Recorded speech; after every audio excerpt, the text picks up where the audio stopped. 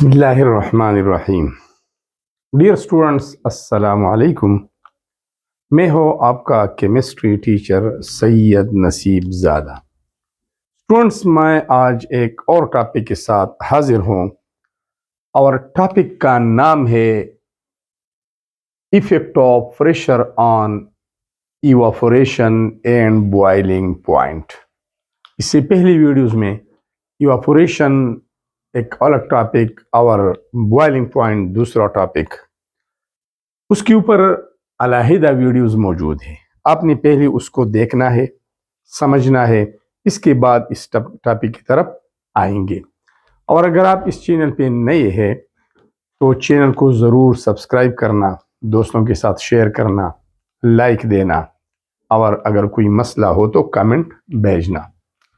Students, topic का ताल्लुक evaporation और बॉइलिंग पॉइंट से है। Effect of low external pressure on evaporation. जब भी automatic conversion of liquid into vapours होता है, इस प्रोसेस को हम इवापोरेशन बोलते हैं। डिफिनीशन कैसा है? डिफिनीशन ऐसा है, द ऑटोमेटिक और spontaneous conversion of a liquid into its vapors without heating is known as evaporation. Evaporation में टॉप सरफेस वाली मॉलिक्यूल्स एटमॉस्फेयर में चले जाते हैं और जो कोर मॉलिक्यूल है वो नीचे रह जाते हैं, और इस तरह इसके बाद सराउंडिंग से वो भी एनर्जी गेन करते हैं। उनके दरमियान इंटरमॉलिक्यूलर अट्रैक्टिव फोर्सेस ब्रेक हो जाते हैं और वो भी आहिस्ता आहिस्ता एटमॉस्फेयर की तरफ जाते हैं। इसका मतलब ये है कि evaporation is a surface phenomena. Top surface वाले हॉट मॉलिक्यूल पहले एटमॉस्फेयर में चले जाते हैं और वेपर्स में कन्वर्ट होते हैं, और इवापोरेशन काज़ेस कूलिंग, ये भी हमने पढ़ा है। तो अब अगर एक्सटर्नल प्रेशर लो है, लो एक्सटर्नल प्रेशर, तो फिर इवापोरेशन फास्ट होगा या स्लो होगा? अगर एक्सटर्नल प्रेशर हाई है, effect of a high external pressure on evaporation, यहां मैंने लिखा है। ये फार्मूला आपने सिर्फ याद रखना है, ये रिलेशन आपने सिर्फ याद रखनी है, that rate of evaporation is inversely proportional to external pressure. Rate of evaporation और एक्सटर्नल प्रेशर का इनवर्स ताल्लुक है, बेलक्स ताल्लुक है। इनवर्स रिलेशनशिप का मतलब ये होता है कि जब एक वैल्यू बढ़ती है तो दूसरी घटती है, एक की इंक्रीज से दूसरी की डिक्रीज अकर होती है। इसका मतलब ये है, higher the external pressure, slower और lower will be the rate of evaporation and lower the external pressure, faster will be the rate of evaporation. Simple सी बात है, ये रिलेशन आपने नोट करनी है। इसके ऊपर आप एमसीक्यूज भी हल कर सकते हैं, और इस रिलेशन को जानते हुए आप शॉर्ट क्वेश्चन या लॉन्ग क्वेश्चन भी अटेम्प्ट कर सकते हैं। दोबारा मैं रिपीट करता हूं, higher the external pressure, slower will be the rate of evaporation, lower the external pressure, faster will be the rate of evaporation. तो यहां पर मैंने लिखा है, चूंकि लो एक्सटर्नल प्रेशर की बात हो रही है तो faster is the evaporation rate. अगर हाई एक्सटर्नल प्रेशर है तो फिर slower will be the rate of evaporation. यहां देखते हैं, हमने दो कंटेनर लिए हैं, इन दोनों में हमने एक लिक्विड लिया है। अब लिक्विड के ऊपर टॉप सरफेस पे एटमॉस्फेरिक प्रेशर है, ये है और ये है। यहां पर ये प्रेशर कम है, दो एरो से मैंने जाहिर किया है, और यहां पर ये ज्यादा है। अब टॉप सरफेस वाली मॉलिक्यूल्स जब इवापोरेट होते हैं, ये तो एक्सटर्नल प्रेशर तो लो है, जब लो है तो ये मॉलिक्यूल इजीली इवापोरेट हो सकते हैं। ये लो प्रेशर इवापोरेशन प्रोसेस को नहीं रोक सकते। अब यहां आते हैं, यहां पर मैंने 5 एरोज ड्रॉ किए हैं, 1 2 3 4 5। इसका मतलब यह है कि यहां पर एक्सटर्नल प्रेशर ज्यादा है। जब ये वेपर्स इवापोरेट होते हैं टॉप सरफेस से ऊपर चले जाते हैं तो बैरूनी दबाव ज्यादा होने की वजह से कुछ तो चले जाते हैं, इवापोरेट होते हैं, जिसकी काइनेटिक एनर्जी बहुत ज्यादा होती है। लेकिन जिनकी काइनेटिक एनर्जी ज्यादा नहीं होती तो एक्सटर्नल प्रेशर उसको रोके रखते हैं और उसको वापस लिक्विड की तरफ धकेलते हैं। तो इसका मतलब ये है कि this is lower external pressure, lower the external pressure, higher will be the rate of evaporation, and higher the external pressure, lower or slower will be the rate of evaporation. अब आती है students effect of change in external pressure on the boiling point of a liquid. ठीक है, effect of low external pressure पढ़ते हैं, effect of high external pressure पढ़ते हैं on the boiling point. Boiling point value कैसी very करती है, change होती है with change in external pressure. Change in external pressure का मतलब है एक्सटर्नल प्रेशर बढ़ता है या घटता है, ज्यादा होता है या कम होता है। स्टूडेंट्स, हमने बॉइलिंग पॉइंट का टॉपिक डिटेल से पढ़ा है, आपको याद होगा, नहीं तो पिछली वीडियो पे जाके अपने आप को समझाइए। The temperature at which the vapor's pressure of a liquid becomes equal to external pressure is known as boiling point. यहां पर मैं डायग्रामेटिक रिप्रेजेंटेशन करता हूं। ये हमारे पास एक डायग्राम है। यहां पर एक्सटर्नल प्रेशर है, एटमॉस्फेरिक प्रेशर है, या इसके अलावा भी हमने कोई प्रेशर अप्लाई किया है। अब इस कंटेनर के अंदर क्या है, इसके अंदर है लिक्विड, और आपको पता है all liquids are composed of very small particles called molecules. जब हम इस लिक्विड को हीट करते हैं तो हीट से ये मॉलिक्यूल्स हीट एब्जॉर्ब करते हैं, इसकी काइनेटिक एनर्जी बढ़ती है, इसके दरमियान जो अट्रैक्टिव फोर्सेस होते हैं, hydrogen bonding, dipole dipole force या लंडन डिस्पर्शन फोर्सेस, वो पहले वीक हो जाते हैं, देन ब्रेक हो जाते हैं। जब ब्रेक हो जाते हैं तो ये मॉलिक्यूल वेपर्स की शक्ल में ऊपर जाना चाहते हैं, लेकिन इसकी प्रेशर कम होती है, थोड़े वेपर्स बने होते हैं और एक्सटर्नल प्रेशर ज्यादा होता है, तो ये ऊपर नहीं जा सकते और हाई एक्सटर्नल प्रेशर इसको रोके रखते हैं। तो इस लिक्विड के सरफेस के ऊपर बबल्स बनते हैं और इन बबल्स के अंदर क्या होते हैं, वेपर्स होते हैं, और ये वेपर्स ट्राई करते हैं कि हम ऊपर चले जाए, लेकिन चूंकि बैरूनी दबाव फिलहाल ज्यादा है, इन वेपर्स का दबाव कम है, ये उनको बैलेंस नहीं कर सकते, तो ये यहीं पर रहते हैं। जब मजीद हीट हम प्रोवाइड करते हैं, मजीद बॉन्ड्स टूटते हैं, मजीद वेपर्स प्रोड्यूस होते हैं, तो इन बबल्स के अंदर वेपर्स बहुत ज्यादा जमा होते हैं और इन वेपर्स का दबाव, जो हम वेपर्स प्रेशर उसको कहते हैं, जब ये बैलेंस कर जाता है, एटमॉस्फेरिक प्रेशर को इक्वलाइज करता है, तो ये बबल्स फटते हैं, burst up, these bubbles burst up, ये फटते हैं और वेपर्स ऊपर जाना शुरू कर देते हैं।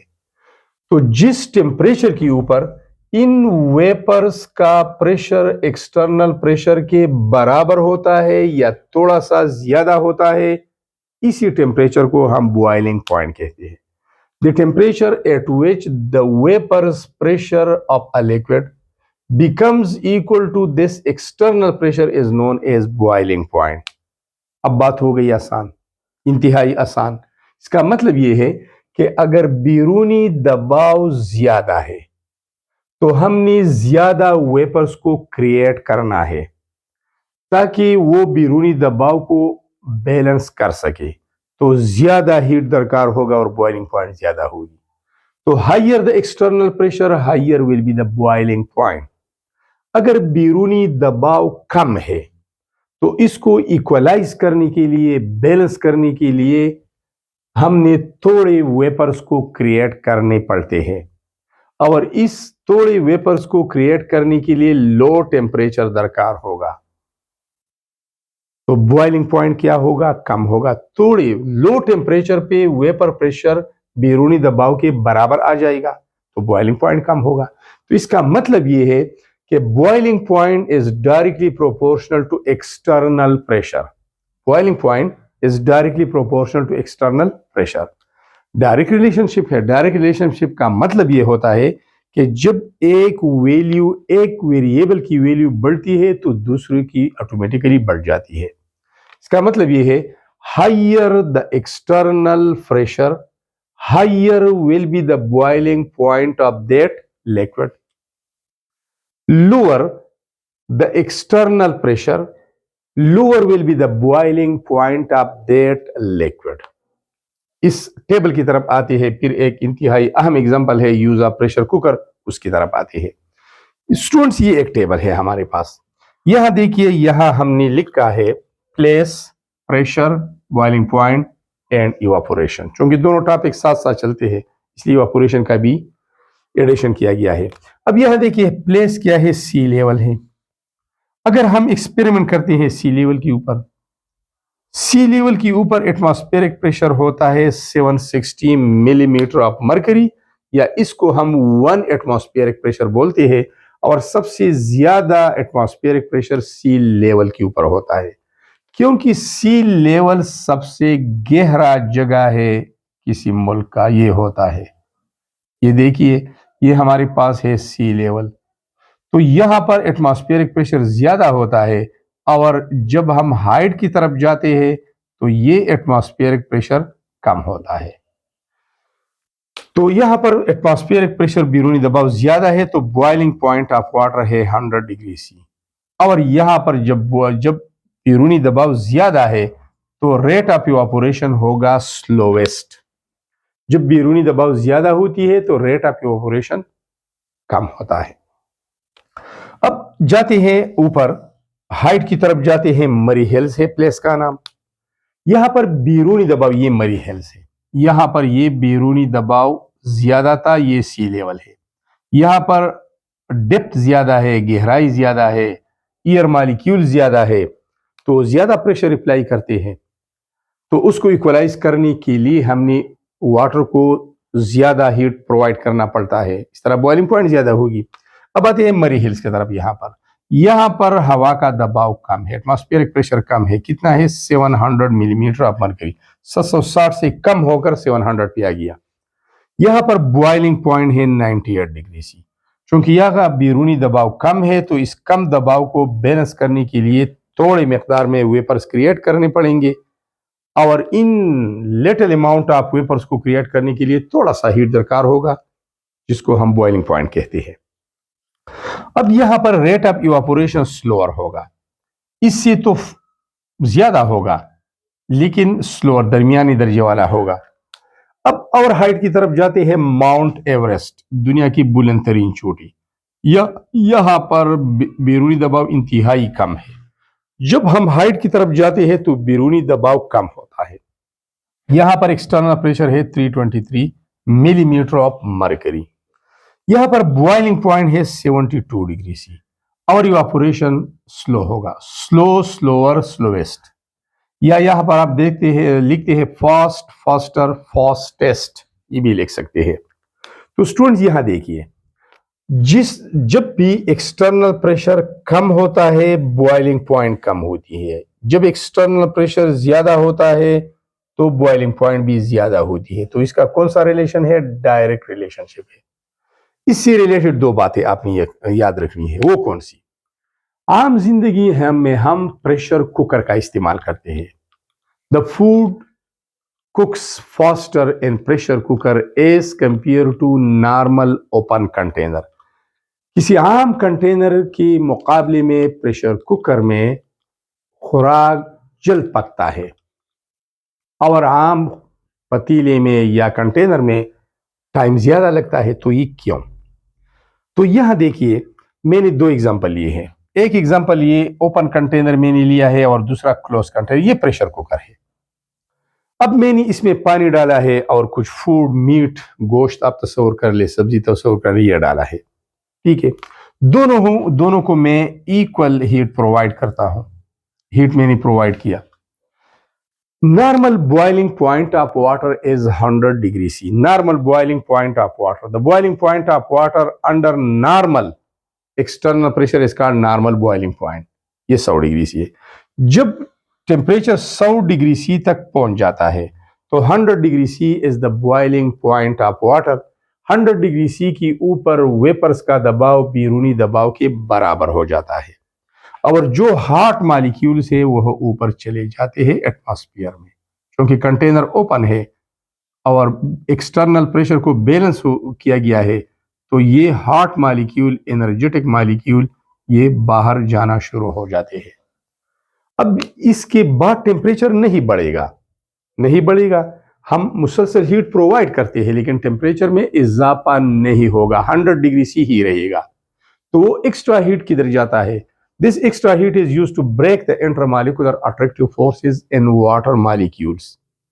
तो ये सारे के सारे ये हॉट वेपर्स बाहर चले जाते हैं और कोल्ड मॉलिक्यूल नीचे रह जाते हैं। ठीक है, तो यहां पर हीट एब्जॉर्ब हुआ 100 डिग्री सी। अब यहां पर भी हीट प्रोवाइड किया जा रहा है। जब टेम्परेचर 100 डिग्री सी तक पहुंच जाती है तो यहां पर भी वेपर्स प्रेशर इक्वलाइज करता है एक्सटर्नल प्रेशर को। वेपर प्रेशर बराबर हो जाता है बैरूनी दबाव का। इस बैरूनी दबाव का, ये ब्लू कलर वाले एरोज, ये बैरूनी दबाव है, बैलेंस होता है तो वेपर्स ऊपर चले जाना शुरू कर देते हैं। लेकिन the container is in this case is close, they are not allowed to escape outside. ये बाहर नहीं जा सकती। जब नहीं जा सकती तो इस स्पेस में एक्युमुलेट होते हैं, जमा होते हैं। जब जमा होते हैं तो यहां पर भी कोलिजन करते हैं और यहां पर कुछ वेपर्स कंडेंस होकर वापस अपने लिक्विड की सरफेस को ज्वाइन करते हैं। आखिरकार rate of evaporation rate of condensation के बराबर हो जाता है और इक्विलिब्रियम एग्जिस्ट कर जाता है। अब इक्विलिब्रियम के बाद ये वेपर, चूंकि हॉट वेपर से ये वापस आते हैं और अपने लिक्विड सरफेस को हिट करके दोबारा ऊपर चले जाते हैं और यहां पर इस सरफेस के ऊपर फोर्स अप्लाई करते हैं पर यूनिट एरिया के ऊपर। तो this force per unit area is called pressure और इसको वेपर्स प्रेशर कहते हैं। The pressure exerted by vapors upon its liquid in which it is in equilibrium is known as vapor pressure। तो एक तरफ तो बैरूनी दबाव है और दूसरी तरफ इन वेपर्स का प्रेशर भी इस लिक्विड के ऊपर आता है, तो as a whole external pressure बढ़ जाता है। Vapours pressure plus external pressure, vapours pressure एक तरफ, एक्सटर्नल प्रेशर दूसरी तरफ, तो ओवरऑल प्रेशर ये ज्यादा हो जाता है और जब बैरूनी दबाव बढ़ता है, यहां देखिए, तो इससे बॉइलिंग पॉइंट इंक्रीज होती है।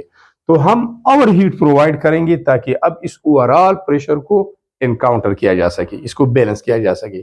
तो जितना भी हम हीट देते हैं वो इसी फूड, इसी गोश्त, इसी सब्जी में एक्युमुलेट जमा होता है और ये आसानी के साथ और जल्दी पक जाता है। सो सिंपल सी बात है, प्रेशर कुकर में ओवरऑल प्रेशर, जिसमें वेपर्स प्रेशर और एटमॉस्फेयर दोनों शामिल है, ओवरऑल एक्सटर्नल प्रेशर ज्यादा होता है, वहां पर बॉइलिंग पॉइंट ज्यादा होती है, तो हमने ज्यादा हीट प्रोवाइड करना होता है और सारे के सारा हीट जमा हो जाता है इस प्रेशर कुकर के अंदर। तो cooking will takes little time in the pressure cooker as compare to open container. और दूसरी बात, हाई एल्टीट्यूड में खाना पकाने के लिए ज्यादा वक्त दरकार होगा क्योंकि हाइट पे जाने से बैरूनी दबाव कम होता है। जब भी हम हाइट की तरफ जाते हैं, एक हिल, एक माउंटेन की तरफ जाते हैं पिकनिक के लिए, तो वहां पर बैरूनी दबाव कम होता है और जब बैरूनी दबाव कम होता है तो बॉइलिंग पॉइंट कम होती है। तो ये बॉइलिंग पॉइंट जब कम होती है तो हॉट वेपर्स तो बाहर चले जाते हैं, तो हम मुसलसल हीट प्रोवाइड करते हैं, टाइम भी ज्यादा लगता है और इसके साथ साथ फ्यूल कंजम्पशन भी ज्यादा होता है। Students, these were all about the effect of change in external pressure on the boiling point and evaporation. Simple सी सादा सी बात है, दो लफ्जों में, दो जुमलों में मैं इसका खुलासा बयान करता हूं। इवापोरेशन, रेट ऑफ इवापोरेशन के ऊपर बैरूनी दबाव का असर यह है, higher the external pressure slower will be the rate of evaporation, lower the external pressure, higher will be the rate of evaporation। boiling point के लिए higher the external pressure, higher the external pressure, higher will be the boiling point, ये वाली, और lower the external pressure, lower will be the boiling point, lower is the external pressure, lower is the boiling point। इसका direct relationship है। Thanks a lot for being with me।